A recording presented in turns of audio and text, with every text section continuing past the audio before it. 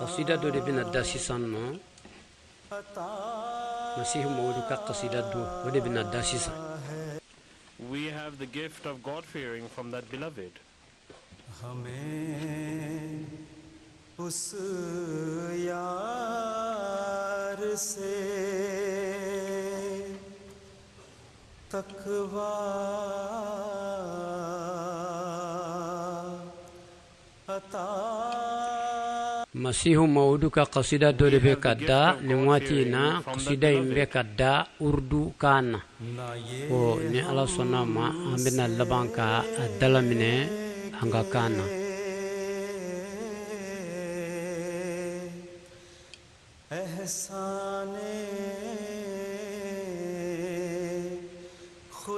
A ko ala ɲɛ siran ɲɛ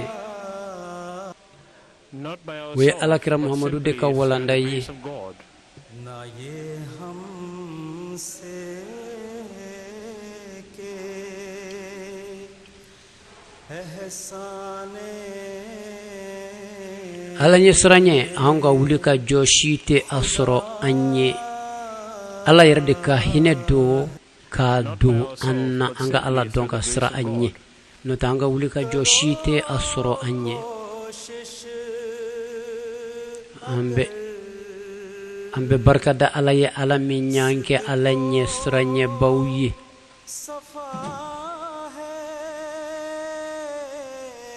Strive hard to gain if you are true and pure.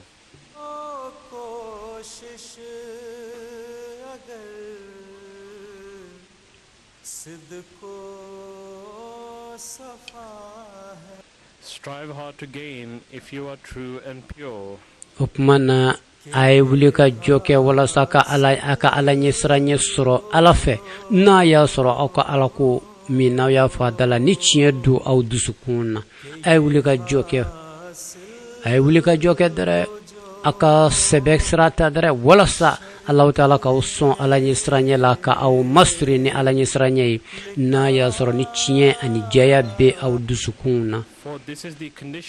ka da ka ala ɲɛ siran ɲɛ o ye jɔnni ni ala cɛ bɛn sharti dɔ ye dɛ.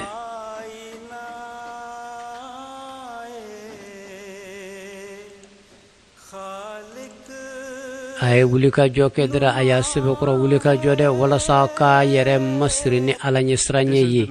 o ala ɲɛ siran ɲɛ min n'o ye jɔnni ka ala sɔrɔ sharti dɔ ye.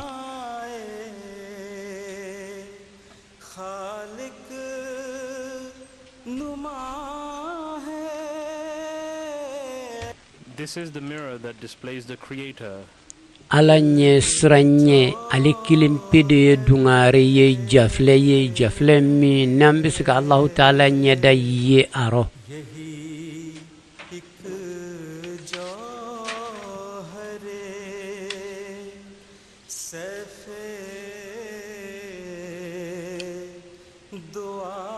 ala ɲɛ siran ɲɛ o de ye jafilɛ min kɔnɔ an bɛ se ka Allahu Taala ɲɛda ye.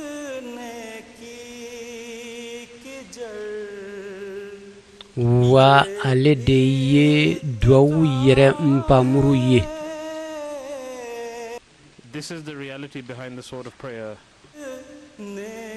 ala ɲɛ siran ɲɛ ale de ye duwawu muru ye. The root of all virtues is fearing God. tiɲɛna dɛ k'a fɔ aw ye ala ɲɛ siran ɲɛ de ye fɛn bɛɛ sun ye. ala ɲɛ siran ɲɛ de ye ɲuman bɛɛ sun ye. ala ɲɛ siran ɲɛ de ye.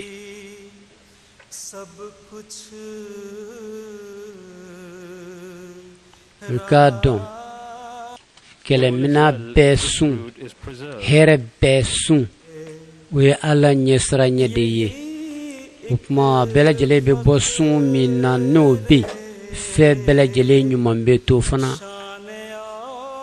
o bɛɛ lajɛlen bɛ bɔ sun min na ni o sun in kɔni ɲuman bɛ maa min bolo o kuma na fɛn bɛɛ lajɛlen ɲuman na to i yɛrɛ bolo.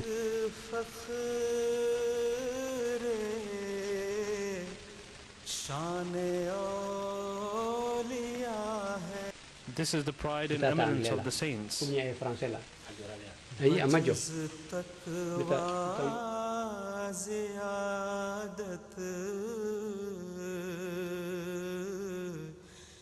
बजुज़ तक़वा ज़ियादत उनमें क्या है Except for fearing God, what else do they have? ओ यारो के वो बीना खुदा है Do fear friends, for he is a watchful God. ओ यारो के वो बीना खुदा है Do fear friends, for he is a watchful God. अगर सोचो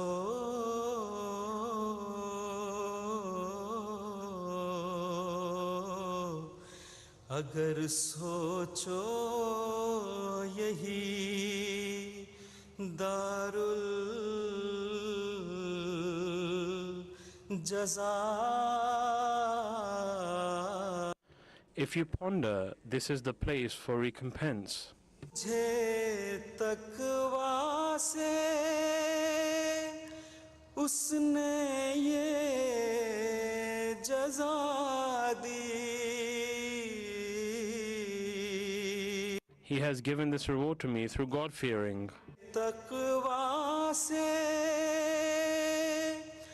उसने ये जज़ा दी He has given this reward to me through God-fearing.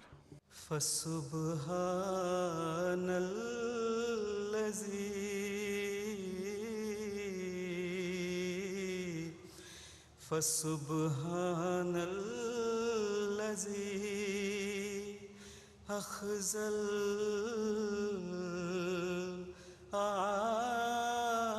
Holy is he who has confounded my foes. अजब गौहर है जिसका नाम तकवा It is a wonderful gem, this thing called God-fearing. Gauhar है जिसका नाम तकवा It is a wonderful gem, this thing called God-fearing. मुबारक वो है मुबारक वो है जिसका काम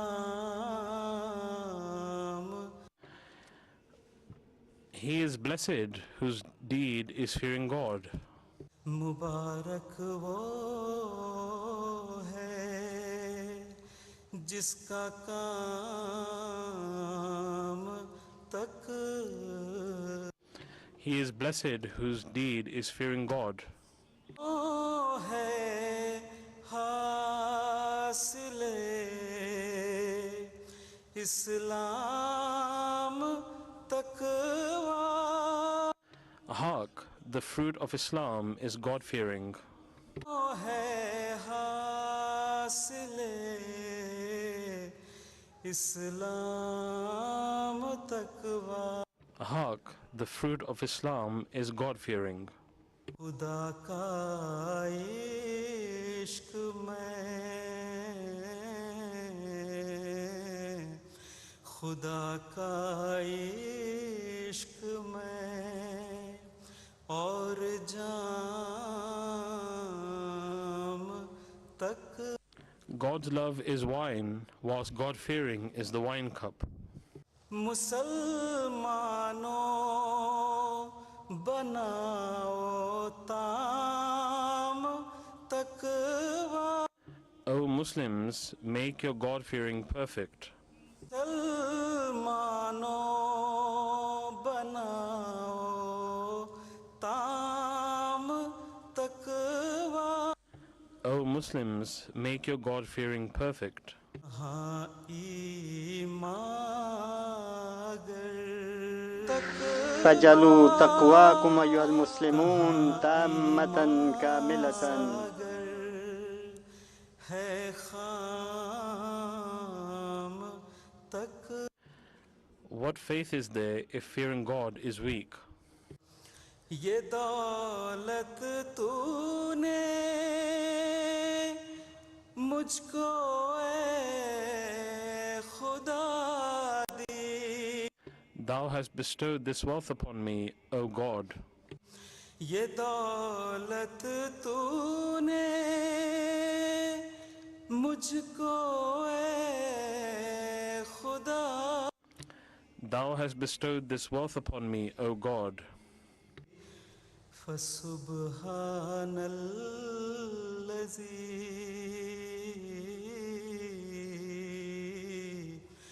फसुबहानल्लज़ी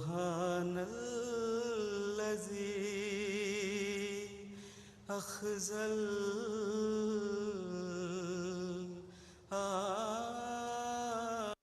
Holy is he who has confounded my foes. फसुबहानल्लज़ी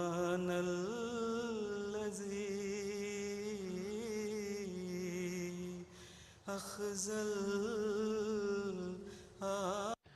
Holy is he who has confounded my foes.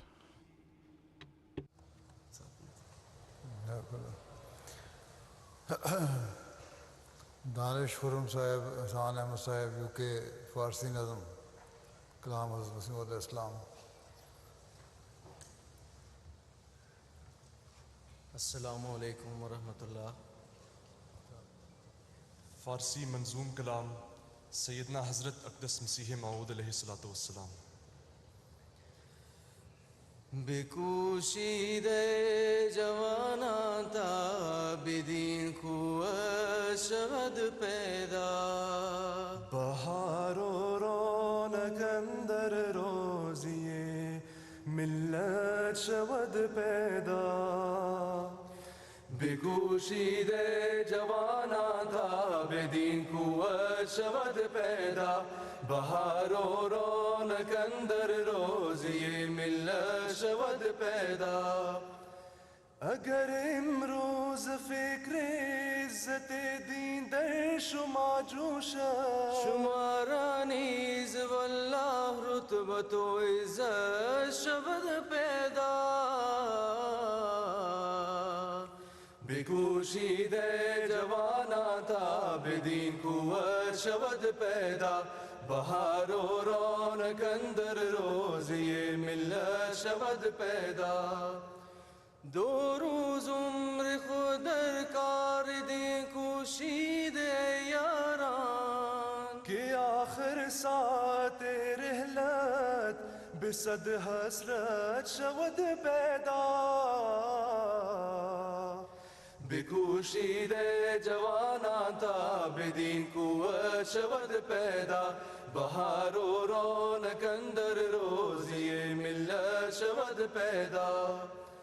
बेजुअज़ जानो दिल ता खिदमती अज़ दस्त तू आया. बगाये जावेदान या भी गरीन शरबत शवद पैदा. बेकुशीदे जवाना था बेदीन कुव्वत शवद पैदा. बहारो रौनक अंदर रोज़ ये मिल्लत. قصيدة دو ربك فوسيسانو فارسيا كان مسيح مودوكا قصيدة دو ينواتي كي أمننا ترجمة.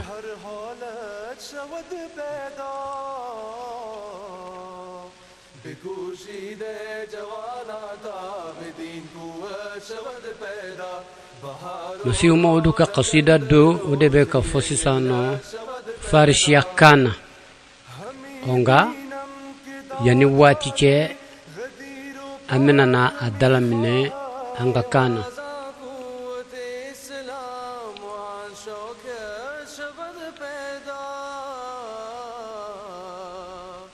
बेकुशीदे जवाना था बेदीन कुव्वत शवद पैदा. बहारो रौनक अंदर रोज़ ये मिल्लत शवद पैदा.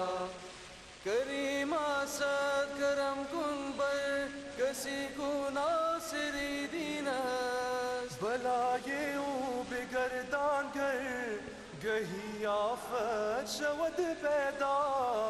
چنان خوشدار او رای خدای قادر مطلق که در هر کار و حال او جنت شود پیدا کریم آسا کرم کن بر کسی گهی آفت شود پیدا چنان خوشدار او رای خدای قادر مطلق که در هر کار و بار و حال او جنت شود پیدا کریم آسا کرم کن بر کسی کو ناصر دین است بلای او بگرداگر گهی آفت شود پیدا چنان خوشدار او رای خدای قادر مطلق که در هر کار و بار و حال او جنت شود پیدا بکوشیده جوانان تا به دین قوت شود پیدا بهار و رونق اندر روزه ملت شود پیدا بکوشیده جوانان تا به دین قوت شود پیدا بهار و رونق اندر روزه ملت شود پیدا بهار و رونق اندر روزه ملت شود پیدا. A Persian poem penned by the promised Messiah ترجمة محمود أحمد الله صاحب. has been presented before you. الآن ستقدم The translation of the eighth ترجمة is as follows. هذه القصيدة وهذه الأبيات باللغة So that the faith is solidified and thereby spring comes masihu into mawduka Islam. qasida mkono min fara farsiya kana sisa The zeal for beitu faith segi nyo erupts in your anadu heart, then you will be able to achieve a station with God Almighty. Oh, my friends, spend your lives in the way of Allah. Otherwise, you will be in a pitiable state at your death. Strive with your heart and soul that some service is committed for Islam. If this pleasure is there for faith, ako ni islamia siraka o saniya zoro ko aw yoruna bunya soro ora ala fe o kuma funange o ayewati do di Allah ta'ala ma akadina in khadimu yalikam that the omnipotent God desires. No kera na mo ke aw fanani aw ni mona de beta ka boni nyay ko no de mana ayewati di islamia khadimu yalikam na usraka wati di islamia khadimu yalikam سرشتا لا أو بك بدا بدا مغوي منو بالله كلي بدا بدا and remove their hardships and grievances. لاتجاه بولم فهمين كأوكون بكفيو ما كي جيجي بولو بلا وبارا لدي ودي إيكا كروتاي أكمنا نيني بالك فالله تعالى سبلا جلي بعلم من جلاكي بلي علم من أكاد دعو ب أي فهم الله تكاد بلا جلي بك أكمنا نديك الله باني في كام بنياني كفص من دياو يشين إشامونا نمو يا الله جنني ماشي بايكا نيني كبو أما ما مينغواني إتاينكي الله إيكو كناجا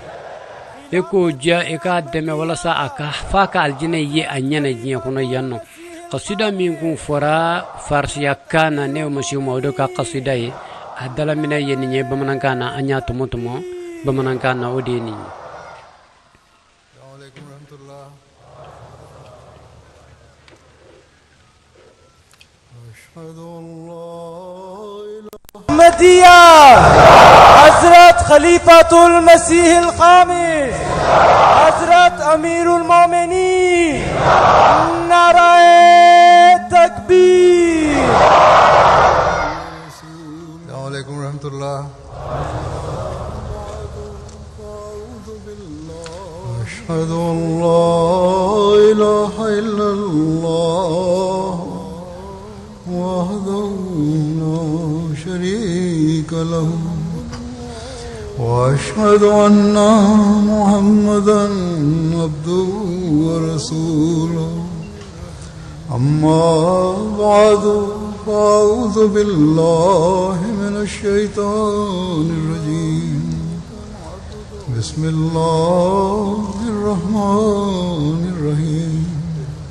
الحمد لله رب العالمين الرحمن الرحيم مالك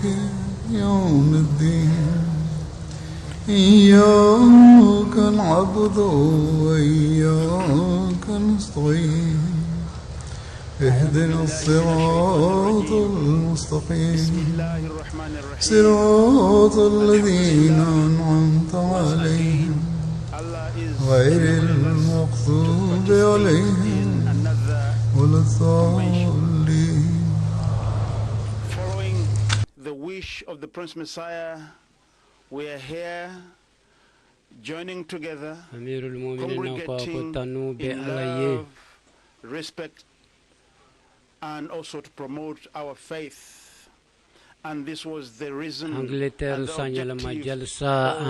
Messiah started these conventions and these jalsas. Always remember this, that the Prince Messiah said that don't take this as any other worldly gathering, and we can only fulfill this ethos when nakun yere jalsaina jama yere nakun jalsaina anga jidi balmayala ani dina ka korota o anka o de bla an hakililla ni tle saba embela jele kono masihum maudu ko akwa kana ninja malaje infle ina fa nye jamalaje to kui ayi akonga aya hakili twara aka jija aka jalisa ingeni tigengam bele ye tigengam mi no kambe de ngadina sangorota naye masihu maudu yode fa ku fango de bla anye koro nitle damado ngono hopmana jalsa kera ku min kama o beke onga ambafta ambe femi ntaro ambo do anga nyina maya la kana bo anga nyina maya la bli no make abeke ina fanga jalsa amake yere note jalsa imbekene musaka bele de na flota fanfa ane wulika jocha mau barakelau fe minu nye baraji nye barakelau yi wala sa ningo imbela jele min fora o kaseka bo asrafe opmana ma minu bena jalsa na ku jija o ka nye ko toyno ka bo udusuko na ka bo hakilula ku sogo jalsa na ninku fole nunu kam masihu maudu de yo ku fone jalsa na adoye ako kana jalsa la doye de ka nye ki kodo jella ala nye sranye ki kodo nyana kasra ala nye ako akaseka o yakumbaya angilengile bela jelena wala saka dina bara dusudo ma kono ninde ko ye ko mino ni anga jalsa mbeke o kama nangilengile beka anga blan hakilla feminye ka kodo jella ye wodi nyumangede ane ala nyesranye chukudulawu o kodo jella wodi you live and sacrifice everything for the sake anga of Allah. miri Is it our intentions? Is it our strive? anga donga fa anga miri fole nunu ndela ka fle yele ambe ku kewa yele ambe ku blan hakli la wa yele ambe ka barake ni uyewa kani dungo ko bla ka bambulo ka ala dongo de nyini ko ta ko ke ala yara fanan kilempe kama anyaru de kanga anyaru sege o kama wala sanga wuli ka joke o jalsa be ke kumin kama wala sa anabo asrafe ambe ala de la kande me o kake of course piety and anifana anga mabo jugumana bada kono koy wati be anga mabo jugumana stop you from gaining the nye jugumo amana mana kan amana mana ku angana to anga sama kata o mafiu o alanye ka kodo nyena adoye fana akoro doye fana anga kodo nyena ka kechugo don kadaka Allah taala tambali ka nye fara nyanka Allah taala ya femin kangarda yori anga na to anga dina nye defsa ya anga dina yi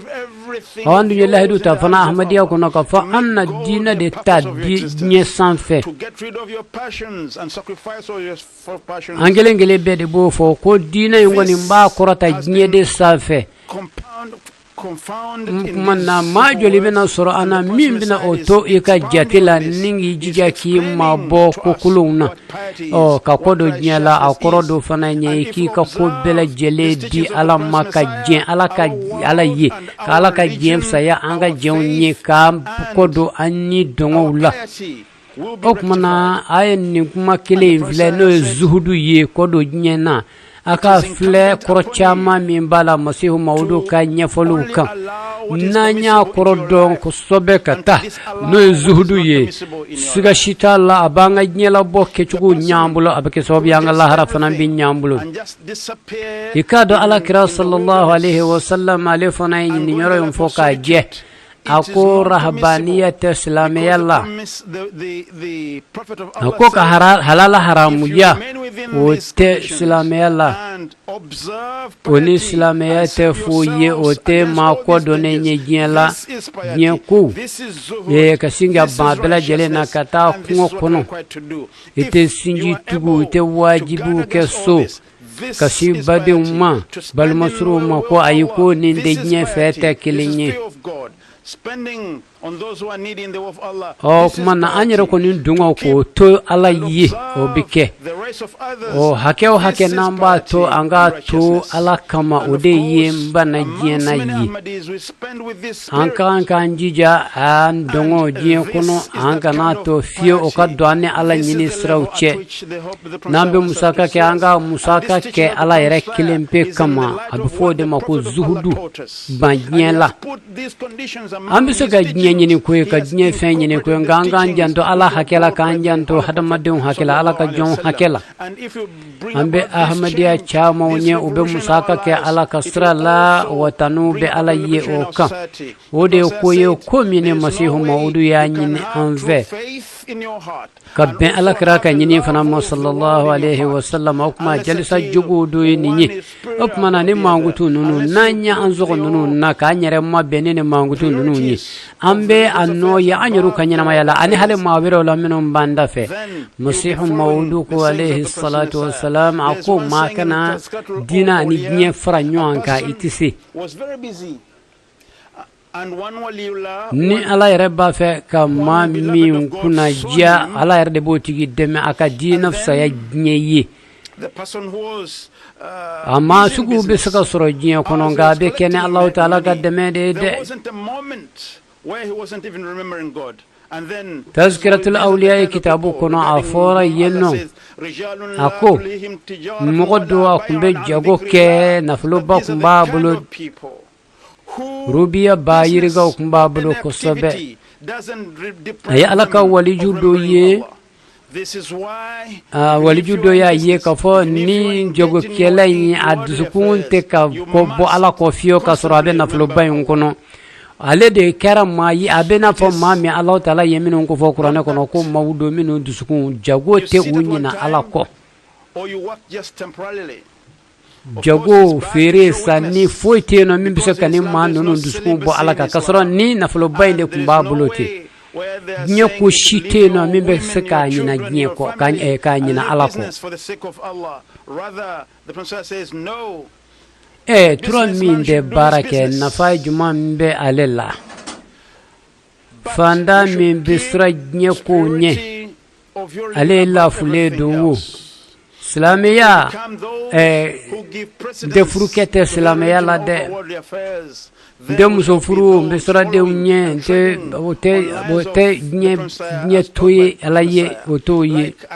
ikakan ka bara minge je kono fika odeke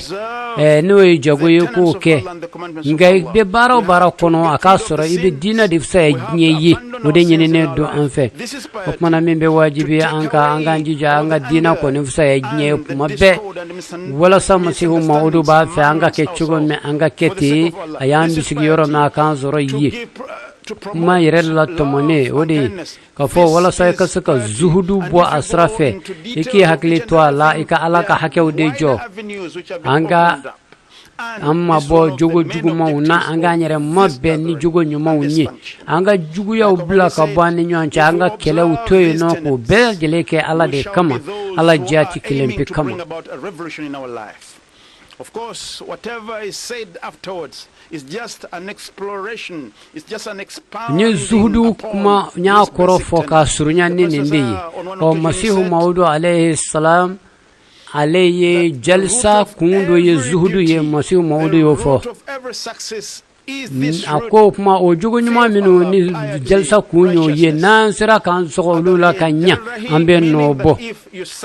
ay ko wara minu fo fana o bela jelenye zuhudu wala ude kata ore kama ko jalsa kundu ye alanya sranye ango soro masihu maudu ya fo sendola akui kado ala nyesranye ale ye fin bela jele sunye akwa Allah taala ye wahyu ke ama ako aslu fin sun no koni me kuma fe be siga shite ola ikado Allah taala yoro chamana qur'ana kono aye anshu ala nyesranye la qur'ana kono masihu maudu fana alayhi salam aledum fana nana kana qur'ana ka kiti qur'ana ka walanda de la sabati gien kono afara ye ko akafa jonyo nye ku so ala nyesranye la ku so nyumankela no kera ube Allah taala soro wajnyere min no nyetudan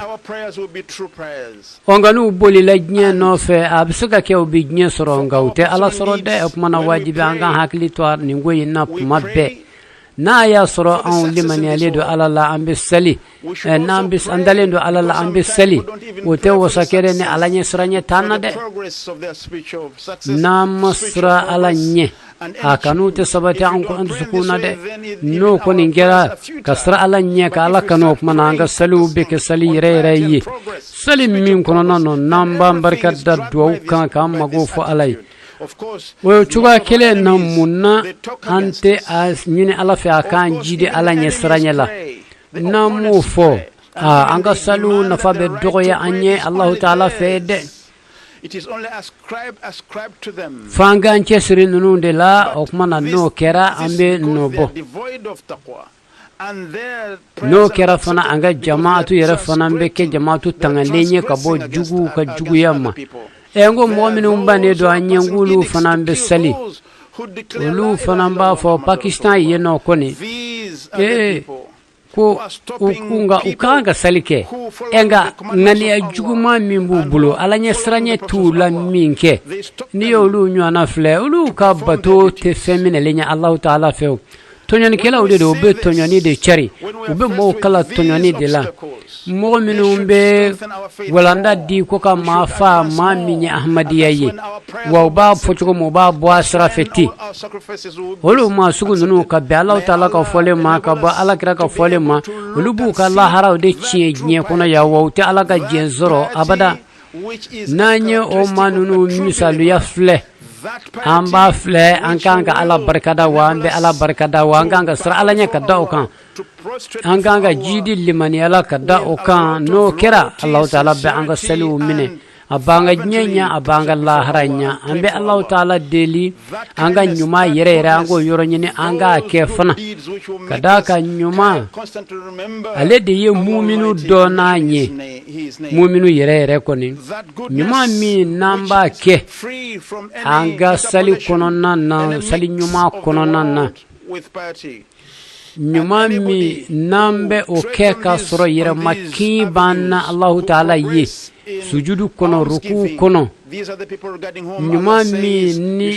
ambe ake ni abasura ne kene do ne Allah to foliye nambe ala ka jenye ne naye nyuma mi namba ke kasoro ni dongo foi tala nyuma mi namba ke ni Allah taala ka hake sabatle do akono ala ka jon hake sabatle do akono nambe fanda un deme akono no ambe magotugu deme Allah Ta'ala beka nyina feda ko anga njija anga jidi liman yala kunni o kera kambe Allah Ta'ala ka nema usoro akotike bali abande me nyuma unkelila katafe o fa muli kama abe wajibiya ankan anga njija anga dangani Allah haralla anga do Allah rabbino kadaka kadalla haralla abe ma deme ka ikima bo juguma una ومن يفنا أبى أواجبي أنك أنغان سقو قرآن كلاني لا أبمنا نانيان سقو قرآن كلاني لا نعان داشيو قرآن لا قرآن بكفيمي واني أبمنا الله تعالى بانيا مراني فيمي أمبو دون أمبي جدي على نسراني لا فنا نبلا جليو نيو كويه كل منوني مسيحو ماودو باسي عنيرو كانير مات بينا يه نو مكه كبايا كمسيحو ماودو دماني تفيني ده barka Allah ya Ahmad ya ko ne bai ake masihu maud alayhi salam onga o kilende wasake mana jalsa do nunun kono ma kilengele be iki yere fese ko sobe iki yere fle ko sobe yali e baraka ne alaka kiti wiye anikira ka kiti ye ka se hakej man jalsa anga do jalsa ban la dunya femina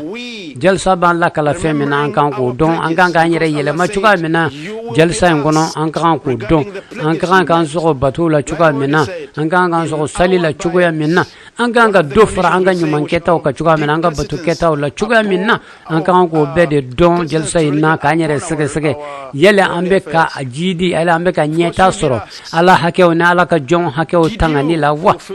Allah Ta'ala ku ako amba unyi nga kala hidu la ku na ila hidu min ta amba nyi nga la de op mana anyi la hidu ta ka fo kambe dina de sai nye op mana nga nyere sege ko sobe de anga dongo fo Allah Ta'ala nana nyi nga do mi na yelle anyi mi fo anya kewa anga fo a ala chena anya ke an sego do majra la dre nga kafode kambe ta fa ala ye ko a amma do walma haketo o tala de okmana anga njija hala nyaru fana ne nyon chewla anga anyere tanga anga nyere koloshi anga janto lahidula Allah Ta'ala ya nyamarani ni kiti no bela barali Qur'ane kono nanyo Qur'ane kala wala sanga suka barake na ye siga tala ambeke mu'minin nyuma unye ambeke mawye minu be tama ala nyesranye suraka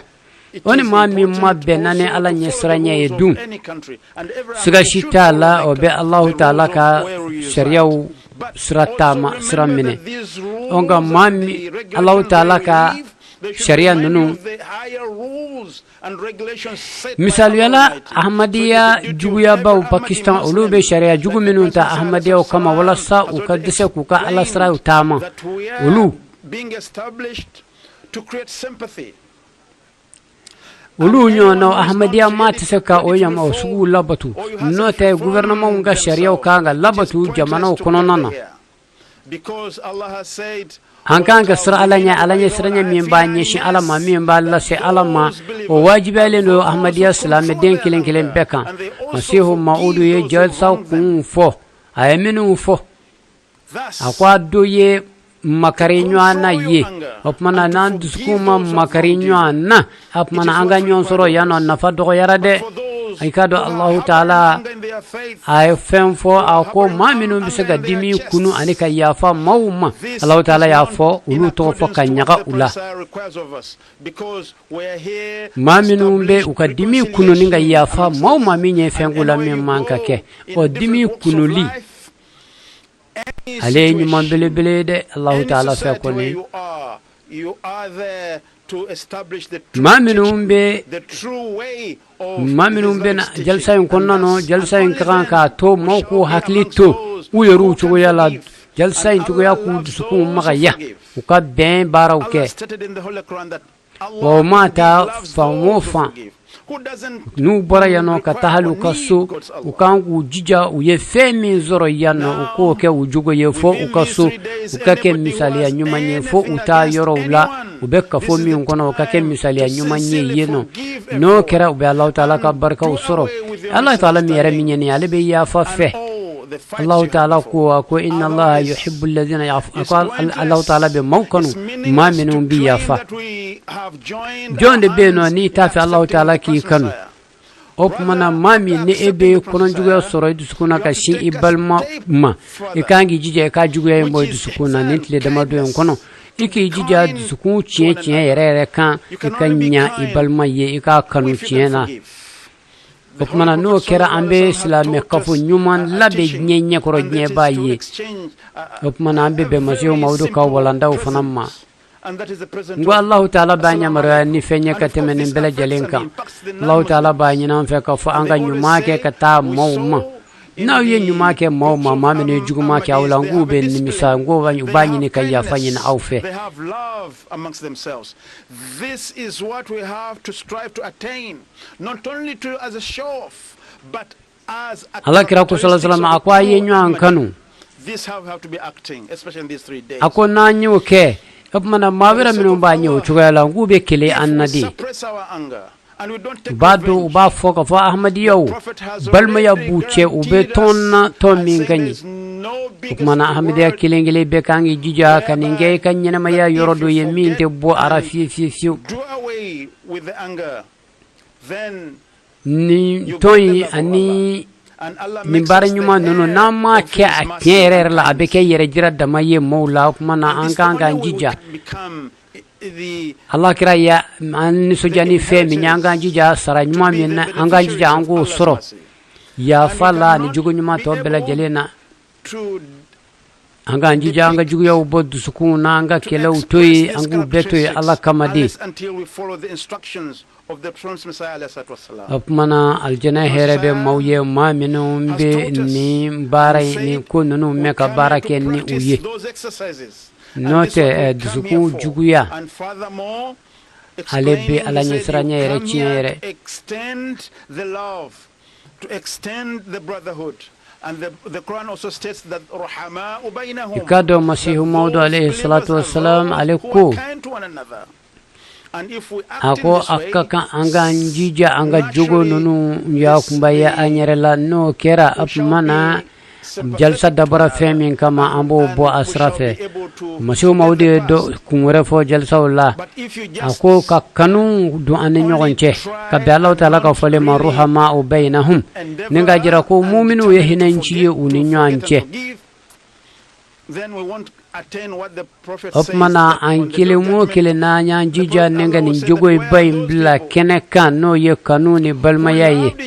ni kanuye. And Allah says today where there is no shadow except no kera opmana kelawni bembaliya ulube banka bo anche who loved each other for opmana anga kafo beke kafo ye kafo mine masihu mawdu kumba fe ko de jo ka ben islamia ka walanda diluma Allah taala ala kira ya fo sallallahu alaihi wasallam ko Allah taala ba fo ko yali minu nyu angano ne ala bunya kama ube minde la harado ko ni opmana mbudo sumana suma min ni suma te suma min go mbudo nga suma robbi uluye mawye maminu kuna kadi maw kuna kadi maminu be barakene Allah taala ka ala kira kan illa dilikanya ane nubita do Allah taala kan zuma yongoro ko rafanan be no masihu mawdu ya hakili jo o fe yoron minna na ya fo qalu salama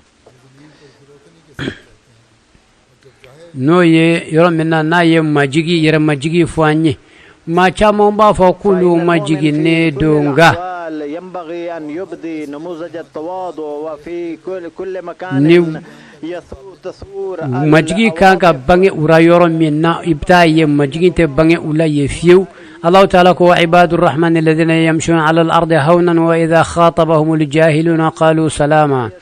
Allah taala ko rahmani masaka jonde minu be tama dugu kulo kanira majiginye woni jahilu manu fe o behere kisi de jira jahilula hokma mu'mini chugo bela jale kay kangi jija e kayira majigi misaliya jira yoro be ibe yoro ki je ko jira hokma mu'mini e kanka ira majigi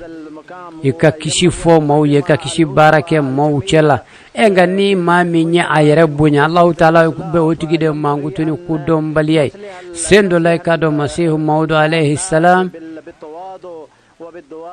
abanna munazara ma do fe alaka jenyenini kama Allah ta'ala ya nyina fa akayira majigin ke wan ka nin kene kono mana anga jija anga misali nyuma de jira kafo kono yanno anga kesbobiye ka mawnya ni anga majigin ni gankana keni yere bunya yantsika madlani uyi hukmana ambe ke alaka jomnye ambe Allah ta'ala kam mangutu kolo shiminya ala raka rahmaniyyi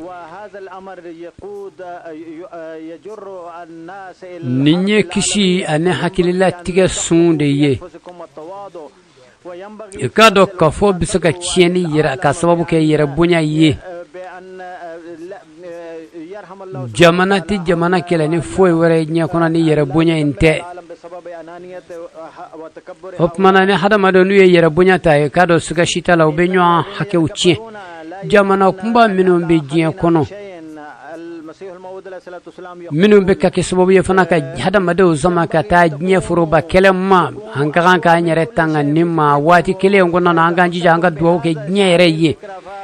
wala sa Allah ta'ala ka kumbe ka hine ala ka hine maula ma minum be ka sababu jugu ye mo minum be ka sababu ye ku ka yere bunya ke ka nyebla jale do kelela mo minum be ka yere bunya ke ulu nyete foi lanu yerete ukat note ukat sorote masihu maudu ko alayhi salam ako au kakanka ke naw mirla ninchugo ina tanto Allah subhanahu wa ta'ala kad rakkaza alayhi wal masih al maud alayhi salatu wasalam yaqul aka donc fo an kon ye bay ake masihu maud alayhi salam wala sa anga sika ala masrunya de suro ode kama fen fora nyuma nanga ga bela jale bla anya koro masihu maud ya hakli jon ode fe hopmana ninkanga ke ahmadiya kilen be donnanye Allah ta'ala ya nyamarano de masihu maud ya nyamarian ni ode ye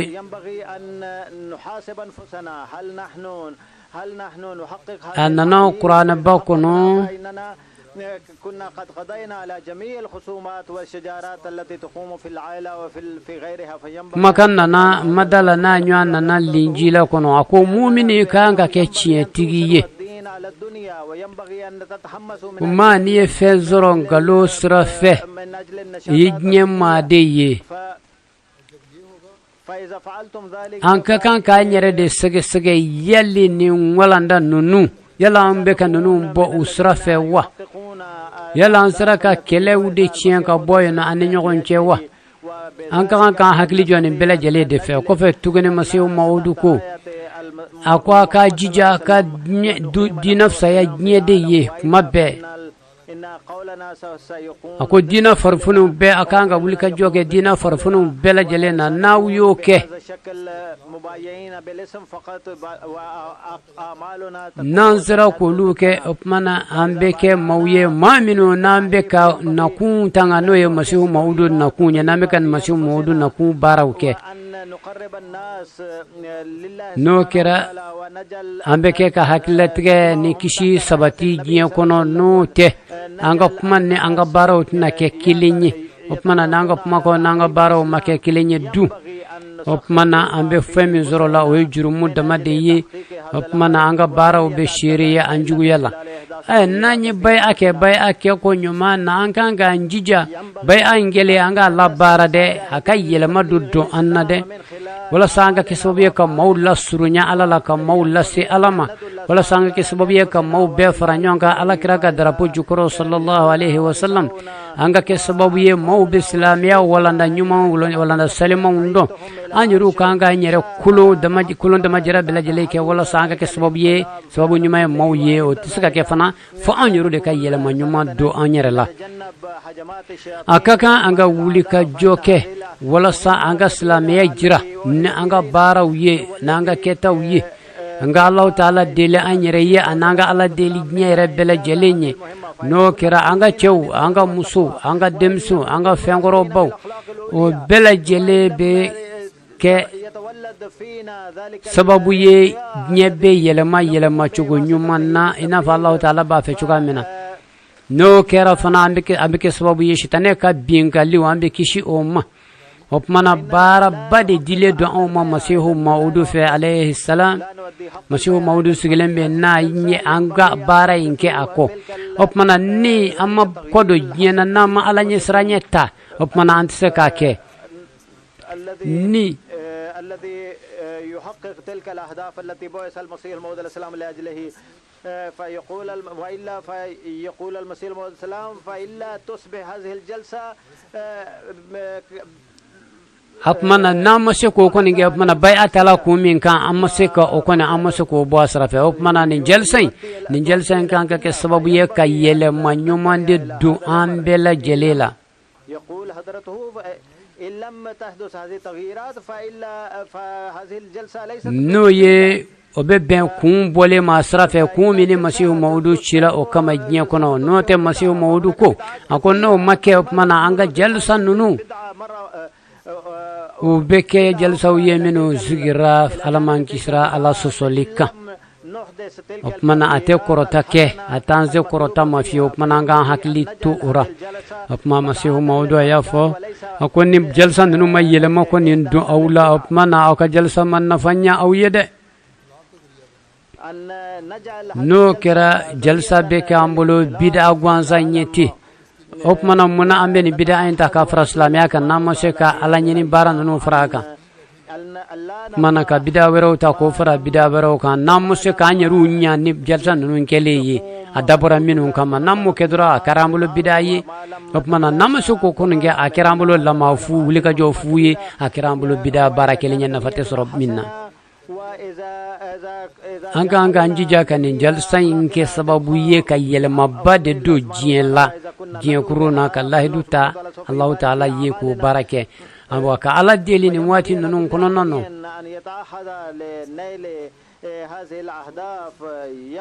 ka Allah ta'ala ka lahiduta ye fa Allah ta'ala ka maraka jodu ko sanfe ni bara bade de onga nawnga ni akanyi nanya jugo bela jale ben Allah ta'ala ka yamru yawma ninga duwa ke ni fundeni ya Allah ta'ala rabbi baraka duwa anga bara wala be baraka duwa anga wulika jo bela mana be wajibe ahmadiya kilengele be ka iki yere fle wala sa jalsa ke ku ye ka bo asrafe ki jija bela jale nga wulika joke wala sa jalsa ka bo asrafe ninga duwa ke alayi duwa ke ka Allah deli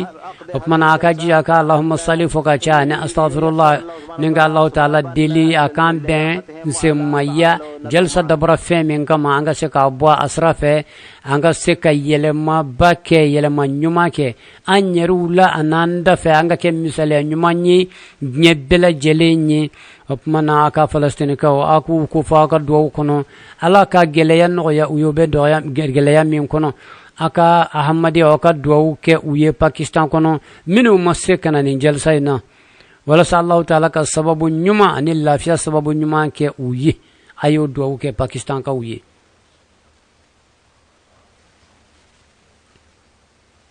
opmana amirul mu'minin ako beka duau mine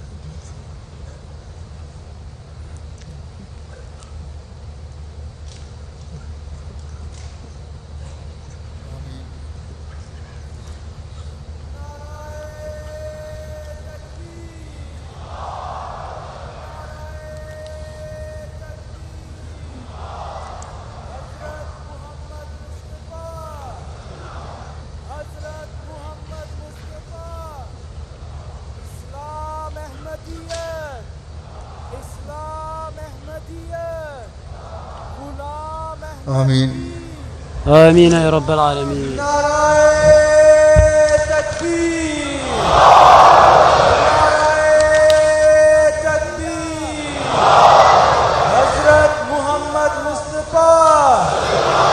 हजरत मोहम्मद मुस्तफा इस्लाम अहमदियत इस्लाम अहमदियत गुलाम अहमद की गुलाम अहमद की खिलाफत अहमदिया हजरत खलीफतुल मसीह खामिस हजरत खलीफतुल मसीह खामिस हजरत अमीरुल मोमिनीन जलसा सालाना यूके जमात अहमदिया आलमगीर नाराए तकबीर أنوار وجهك سيدي في مقلتي كالنيل حضرت أمير المؤمنين حضرت خليفة المسيح أنوار وجهك سيدي في مقلتي كالنير الوهاج في العلياء أنوار وجهك سيدي في مقلتي كالنير الوهاج في العلياء فإليك يا حبي أبث محبتي طمعا بوصل العزة القعساء أنوار وجهك سيدي في مقلتي كالنير الوهاج في العلياء لبيك يا مسرور يا رباننا إنا جنودك دون أي مرائي إنا جنودك دون أي مرائي نزلت على الناس المصائب كلها حتى توارى الأمن في الأنحاء حتى توارى الأمن في الأنحاء أنوار وجهك سيدي في مقلتي كالنير الوهاج في العلياء لبيك يا مسرور يا رباننا إنا جنودك دون أي مرائي إنا جنودك دون أي مرائي كل الفضائل في سماك تلألأت ألوانها ببريقك الوضاء سحب الغموم تحوم في أجوائنا وسناك يكشف غمة الأجواء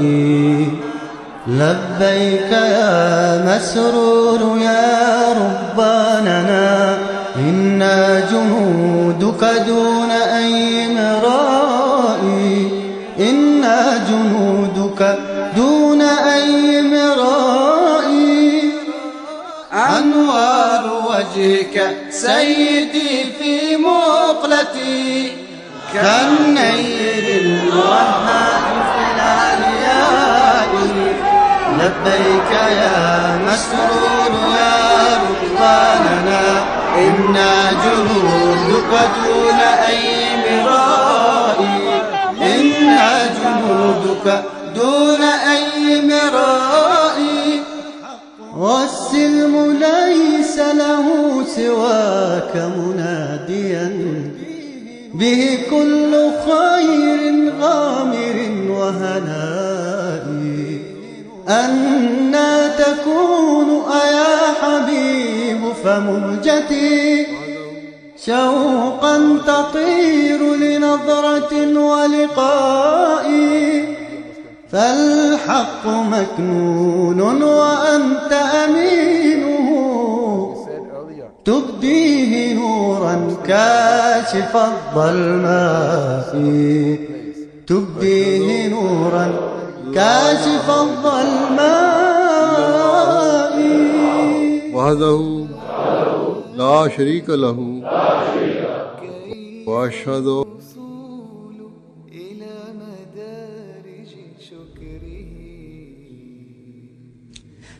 Manyumanya